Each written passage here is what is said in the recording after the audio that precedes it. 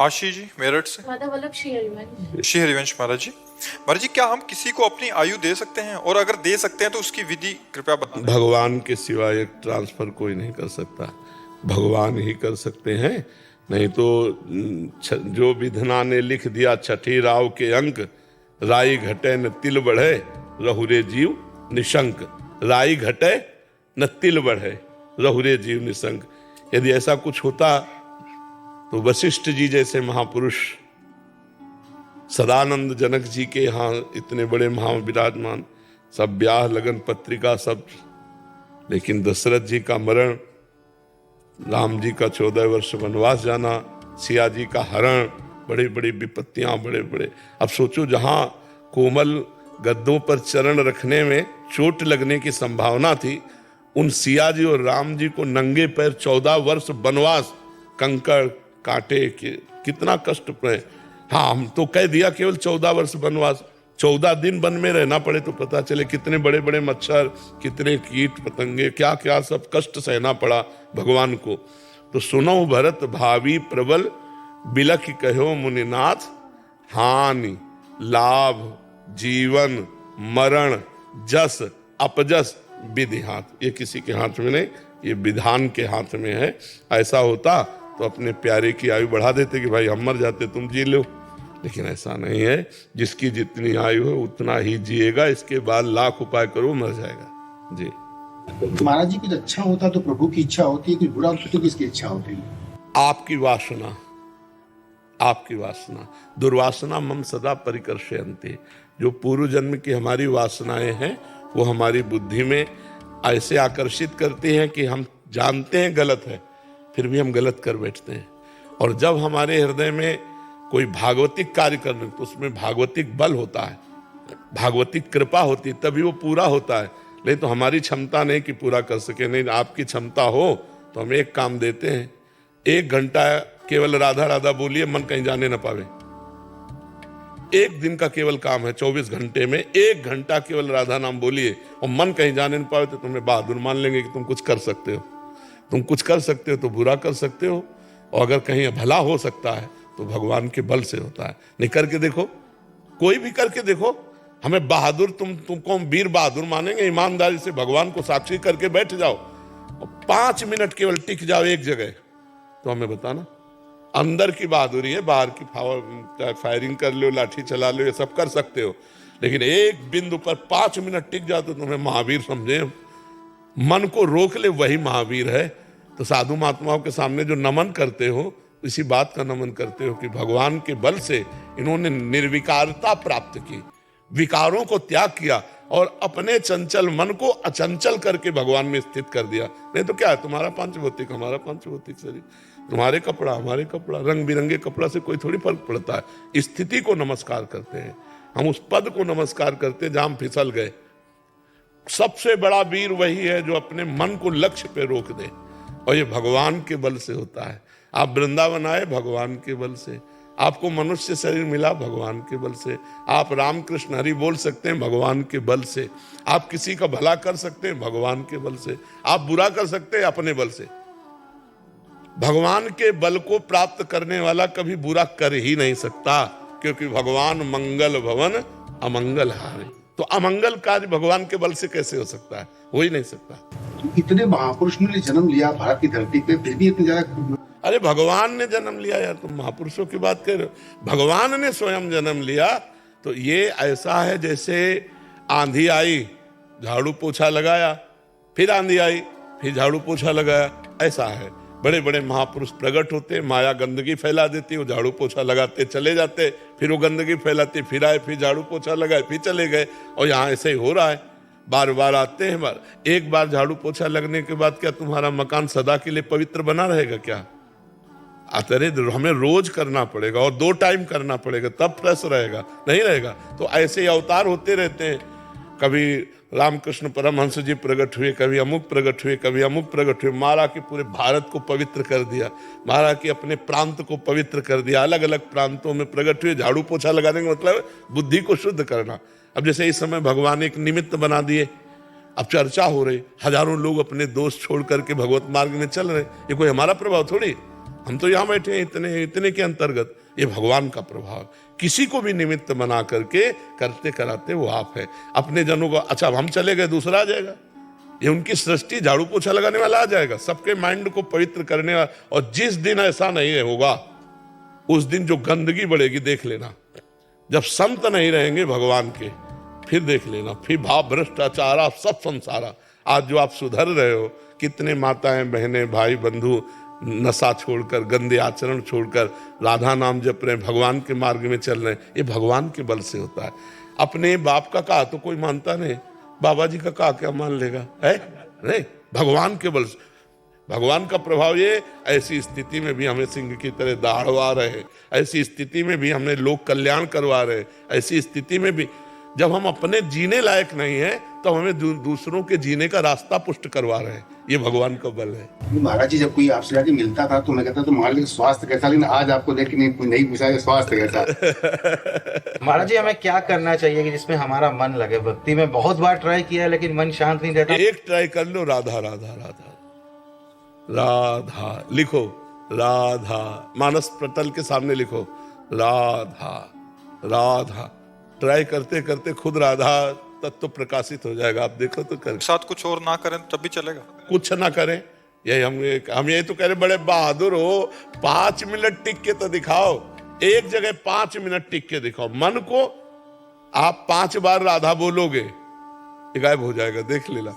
राधा राधा राधा आराम से बोलो और फिर पकड़ो, देखो कहां गया। राधा में नहीं होगा, कहीं और जगह होगा। पकड़ना। और महाराज जी ऐसा ही करते रहे तो एक दिन काबू, एक दिन, हाँ बिल्कुल आ जाए। अब जैसे अपने लोग हैं, ऐसा थोड़ी है कि मतलब 5 मिनट में भाग जाएगा। जहां लगा दिया, बचपन से लगाए रहे, तो जहां लगा दिया घंटों उसी में लगा रहेगा। ऐसे थोड़ी कि तरंग मार रहा है।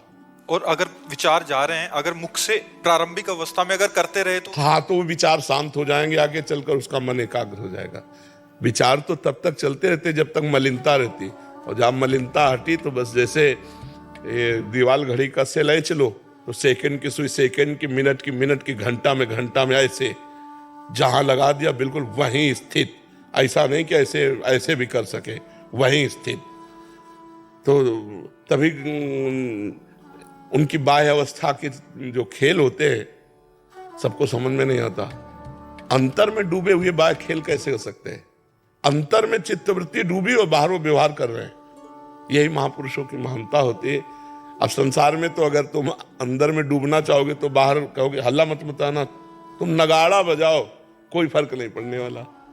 हम जहां हैं तहां हैं, तुमसे देख रहे हैं, तुमसे बात कर रहे हैं, तुमसे और चल रहा है, डबल खेल चल रहा है। एक चल रहा है आपसे बात चल रही है, दूसरा हमारा चिंतन चल रहा है। अब कह दो बात करते हुए चिंतन कैसे होगा, तो देख लो बात करते हुए विषय चिंतन होता है कि नहीं होता। तो जहां विषय चिंतन होता है वहां भगवत चिंतन होता है। जैसे तुम्हारा अंदर से जहां राम नाम, कृष्ण नाम, राधा नाम जपो तो मन अंदर भागेगा ना संसार की तरफ, वहां हमारा मन भागता है श्री जी की तरफ। अभ्यास योग युक्त न चेतसा नान्यगामिना, वो ऐसे भागता है श्री जी की तरफ। जाने अनजाने में प्रभु जी कोई अपराध या हमसे पाप बन जाता है, उतना ही हमें प्रायश्चित करना चाहिए जितना जाने में होता है या अनजाने में। अनजाने वाला स्वप्न में दंड मिलता है। स्वप्न में देखा चाकू मारी गई तो पीड़ा हुई ना, जब तक जगोगे नहीं तब तक वो पीड़ा भोगनी पड़ेगी। वो अनजाने के पाप का दंड है। जाने में जो आपसे पाप हो गया उसका प्रायश्चित कर लेना चाहिए। शालिनी द्विवेदी जी प्रयागराज से। राधा वल्लभ श्री हरिवंश महाराज जी। महाराज जी यूट्यूब पर आपकी वीडियोस या रील्स देखते हैं तो महाराज जी कह रहे हैं कि आपकी मतलब वीडियोस देख के मतलब ऐसा मन हो गया कि अभी कहीं और सुनने का मन ही नहीं होता। तो अगर कोई दूसरे जनों की रील्स आ जाती हैं जो प्रेरणादायक कथाएं सुनाते हैं तो ऐसे में उनको इग्नोर कर दे तो कोई अपराध तो नहीं है, ऐसे कोई दोष दर्शन? नहीं, बाजार है, बाजार में हमारी जिस दुकान में हमारी पटरी बैठ गई वहीं से सौदा ले रहे हैं। अब अन्य दुकानों को नहीं ले तो अपराध थोड़ी हुआ। ऐसे यूट्यूब पे एक दुकान है, संतों की वाणी की दुकान है, एक से एक संतों की वाणी है। उसमें हमारा जहाँ भाव बना हुआ अपना सुन लिया, जहाँ भाव नहीं बना वहीं नहीं सुना, तो उसमें कोई अपराध। हाँ, किसी की निंदा करना अपराध है। तुम्हारी समझ में नहीं है तो क्या कोई संत ही नहीं है क्या? और किसी की वाणी ही सत्य नहीं? नहीं, सबकी वाणी सत्य। हमें ये प्रिय लगा, हमें ये वाणी प्रिय लगी। जिनको जो प्रिय है वो अपना सुने, ऐसे ऐसे भाव। और किसी संत की अगर रील आ गई तो हम प्रणाम करते हैं, प्रणाम करके आगे बढ़ते हैं, क्योंकि संत भगवान के स्वरूप होते हैं। हम किसी की अवहेलना या निंदा नहीं कर सकते। अगर अवहेलना निंदा करते हैं तो हम अपने संत जिनको माना है उनकी भी बात हमारे ऊपर रंग नहीं लाएगी। रंग तभी लाएगी जब सब संत होंगे। 4 जुगन के भक्त जे इनके पद की धूरी, सब संत। देखो भगवान ने जितना जितना पावर दिया उतना ही प्रकाश है। 0 पावर में भी वही बिजली है, 1000 पावर में भी, 2000 में भी वही बिजली है। तो ऐसे ही भगवान ने जिसको जितना ज्ञान दिया उतना ही भूलेगा। हमें जहाँ पसंद है वो हम सुन लेते हैं, और सुन के जब चलेंगे तो वहीं पहुंच जाएंगे जहाँ जाना है। भगवान के पास जाना है, भगवान को प्रसन्न करना है, अच्छे आचरण करने, सुख में जीवन व्यतीत करना है। यही संतों की वाणी से शिक्षा मिलती है। प्रियंका जी मुंबई से। राधा वल्लभ श्री हरिवंश महाराज जी, ईश्वर का ज्ञान बड़ा है या ईश्वर का प्रेम प्राप्त करना बड़ा है? अपने हृदय में ईश्वर का बिन जाने न होए प्रतीति, बिन प्रतीत होए नहीं प्रीति। बिना ज्ञान के प्रेम हो जाएगा क्या? जब तक हम आपको जानते नहीं हैं तो आप पर प्रतीत विश्वास नहीं होगा, फिर आपसे प्रेम कैसे होगा? तो अगर हम कहें कि प्रेम बड़ा है तो बिना ज्ञान के प्रेम कैसे हो जाएगा? आप कौन हैं, आपका स्वभाव क्या है, आपका प्रभाव क्या है, आपकी महिमा क्या है, ये जब हम जानेंगे ना तभी तो आप पर विश्वास होगा, तभी आपसे प्रीति होगी। तो ज्ञान अति अनिवार्य है, बिना ज्ञान के शुद्ध प्रेम नहीं होता। जब ये ज्ञान हो जाता है कि सब में हमारा प्रभु विराजमान है, ये क्रूरा अपि पापिनो न च सताम संभास्य दृश्यास्य सर्वानुवस्तुतया निरीक्ष परम स्वाराध्य बुद्धिर्मम। मेरे आराध्य देव भगवान ही सब रूपों में विराजमान है। पहले ये ज्ञान होना अति अनिवार्य है। इस ज्ञान के बाद आवागमन चक्र से मुक्त हो जाता है, तब वो प्रेमी होता है। जो बंधन मुक्त होता है तब वास्तविक में प्रेम होता है। ये 2-4 बूंद आंसू गिर जाना है प्रेम का लक्षण नहीं है। प्रेम का लक्षण है अपने प्रीतम की जो शोभा है, जो रूप गुण माधुरी, वो हृदय में, मन में, बुद्धि में, नेत्र में, आम में, सब में समा जाए। पी मूर्ति नयनन बसे तेहि रस रहाय समाए। ये लक्षण सुन प्रेम के और न कछु सुहाय, और न कछु सुहाय फिरे अपने रस मातो। कुटुम देह ते जाए छूट सब ही विधि नातो। एकमात्र भगवान के प्रेम में मत वाला वो प्रेमी तभी हो सकता है जब उसे ज्ञान हुआ है। ये संसार भगवान का स्वरूप है, इसमें भगवान के सिवा कोई नहीं है। जो भी है वो मिथ्या है। ब्रह्म सत्यम जगन मिथ्या। ये ज्ञान होने पर ही वास्तविक भगवान से प्रेम होता है। और प्रेम हो गया तो ज्ञान सार्थक। अगर ज्ञान और प्रेम दोनों जीवन में नहीं तो फिर पशु जीवन है। बस वही निद्रा भय आहार मैथुन यही चल रहा है। संपूर्ण संसार आवागमन से मुक्ति थोड़ी है, ज्ञान और प्रेम से ही आवागमन की मुक्ति है। तो बड़ा छोटा नहीं कह सकते हम, क्योंकि ये आंख बड़ी कि ये आंख बड़ी, ये हमें प्रिय कि ये प्रिय, दोनों प्रिय ना। तो जब तक हमें ज्ञान ना होगा तो प्रेम नहीं होगा। तो ज्ञान अति अनिवार्य है, क्योंकि हम जिससे प्रेम करते हैं जब तक उसका ज्ञान नहीं होगा तो प्रेम कैसे हो जाएगा? होता ही प्रेम ज्ञान से है, जानकारी से ही तो प्रेम होता है। आप यहाँ बैठे तो कैसे आए? जानकारी से ही तो आए ना। आपने YouTube में सुना, आपने बातें सुनी, आपको थोड़ा ज्ञान हुआ तो लगा चलो देखते हैं चल के। तो आपको आने की जो जिज्ञासा हुई, श्रवण सुजस सुनि आयऊं प्रभु भंजन भवभीर। जब मैं आपकी महिमा सुनी प्रभु तो आपकी शरण में आए। विभीषण जी कह रहे हैं। तो बिना श्रवण के ज्ञान नहीं हुआ, और बिना ज्ञान के शरणागति और प्रेम नहीं होता। इसलिए ज्ञान बहुत महत्वपूर्ण है। उसको ऐसा नहीं कहा जा सकता कि ज्ञान छोटा कि प्रेम बड़ा, नहीं कहा जा सकता। जैसे दोनों आंखें हमारी दो हैं पर दृष्टि एक है, और दोनों प्राण प्रिय हैं, ऐसे ही ज्ञान और प्रेम दोनों समान है, दोनों में अंतर नहीं है। जी महाराज, सूक्ष्म अहंकार का नाश कैसे होता है? गुरु कृपा ही केवलम।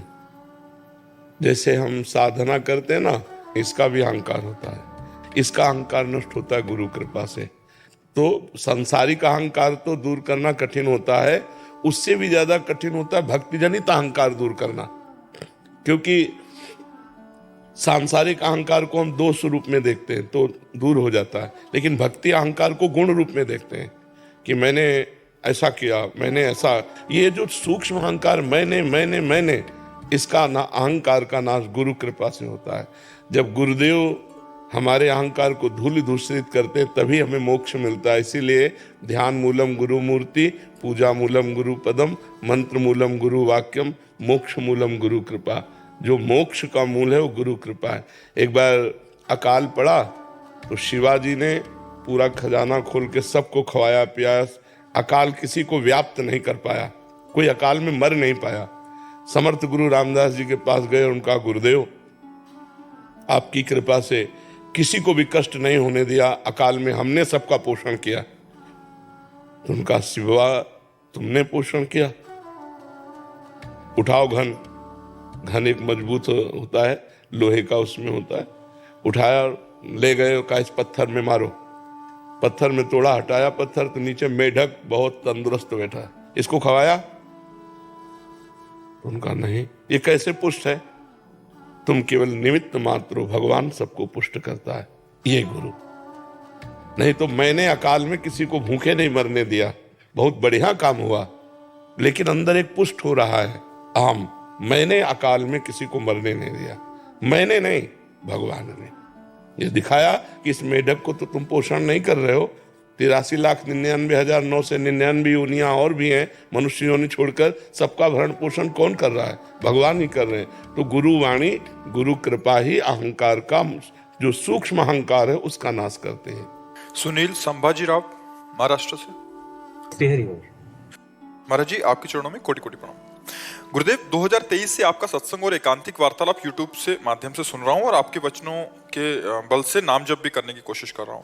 गुरुदेव, श्री जी की कृपा से गुरुदेव भगवान 3 दिन व्रत निर्जला और मौन रहकर करता हूँ। उस दिन नाम जप निरंतर चलता रहता है और श्री जी में मन भी लगता है। बाकी दिन वैसा नाम जप नहीं चलता। महाराज जी, क्या भूख की व्याकुलता के कारण ज्यादा नाम जप में मन लगता है? अगर ऐसा है तो संसार में रहकर ये मार्ग अपनाना सही है क्या महाराज जी? देखो, बात सुमिरन की है। अगर हम एक रोटी सुबह, एक रोटी शाम पाए तो उपवास ही है। निर्जला रहकर कै दिन भजन कर लोगे? जल पीना और जल ना पीना कोई खास बात नहीं है। खास बात है आपका चित्त कहाँ है। कितने ऐसे जीवन जो केवल जल पीकर रहते हैं हमारी सृष्टि में, क्या उनको भगवत प्राप्ति हो जाती है? ये ऑपरेशन है 3 दिन जल ना पी करके उपवास करने का, करो, लेकिन उसका कहीं भी देखा नहीं खींचनी चाहिए। कितने ऐसे जीव जो मिट्टी खाकर जीते हैं, कितने ऐसे जीव जो फल पाकर जीते हैं, कितने ऐसे जीव सृष्टि में जो वायु पीकर रहते हैं, कितने ऐसे जीव हैं जो नपुंसक हैं, कभी भोग ही नहीं करते हैं। क्या इनको भगवत प्राप्ति हो जाती है? जिसका चित्त भगवदाकार है उसको भगवत प्राप्ति हो जाती है। अब हमको देखना है, मिताहार, सात्विक, भगवत प्रसाद, ये व्रत से भी बढ़कर है। मिताहार माने थोड़ा, अगर हम 4 रोटी खाते हैं तो 2 रोटी खाएं, और धर्म की कमाई, पवित्र भोजन और भगवान को अर्पित करके, और रोज भजन हो रहा है, सब कुछ हो रहा है। खास बात भजन है। अपने भी ये सब, पर बाद में जब समझ में आया तो चित्त वृत्ति का भगवान के चरणों में अर्पित करना। गोपी जनों का सबसे बड़ा पद है हमारे भक्ति राज्य में। अगर भक्ति राज्य में कहीं भी किसी का पद दिया जाता है तो यथा ब्रज गोपिका नाम, जैसे ब्रज की गोपिकाएं, ऐसा प्रेम कहीं नहीं देखा गया। बड़े बड़े महाभागवतों ने इन्हीं का अनुसरण किया है। जैसे महाप्रभु चैतन्य देव तो गोपी प्रेम की भावना में डूबे हुए, हा कृष्ण हा प्रीतम, तो यथा ब्रज गोपिका नाम। अब गोपिकाओं की दिनचर्या देखिए, सुबह उठती हैं, गौएं धोना है, घर लीपना है, भोजन बनाना है, पति पुत्र आदि को पवाना, पूरा एक गृहस्थी की नारी जैसे करते हैं, भागवत में लिखा हुआ है, वही है दिनचर्या। अंतर क्या है? उनको परमहंसों ने भी पूजा क्यों? क्योंकि एक एक चित्त वृत्ति श्री कृष्ण के लिए है। क्रियाएं बाहरी संसारी हैं, श्रृंगार संसारी है, लेकिन अंदर का अनुराग श्री कृष्ण से है। मुरारी पादार्पित चित्त वृत्ति, एक एक वृत्ति, जैसे समुद्र में तरंगें उठती हैं, ऐसे चित्त में वृत्तियां उठती रहती हैं। हमारी हर वृत्ति संसारिक उठती है, और अगर हर वृत्ति भागवतिक होने लगे, बस यही साधना का लक्षण है, चित्त वृत्ति भागवती को होने लगे। दुर्वासा जी दूब का रस केवल पीते हैं, अम्बरीश जी चक्रवर्ती सम्राट है, नवीन नवीन रानियां, हर भोग हर सामग्री। दुर्वासा जी तप में अहम है। अम्बरीश जी कृष्ण सावई मना कृष्ण पदारविंदयो, भगवान के चरणों में। तो जब भगवान की सभा में देवर्षि नारद जी ने गान किया कि मृत्यु लोक में इस समय सर्वश्रेष्ठ महान भक्त श्री अम्बरीश जी महाराज, तो दुर्वासा जी को जलन हुई कि वो चक्रवर्ती सम्राट अच्छी पोशाक पहनता है, सिंहासन पर बैठता है, रानी है, प्रजा है, सुख वैभव है, हमारा नाम क्यों नहीं लिया गया?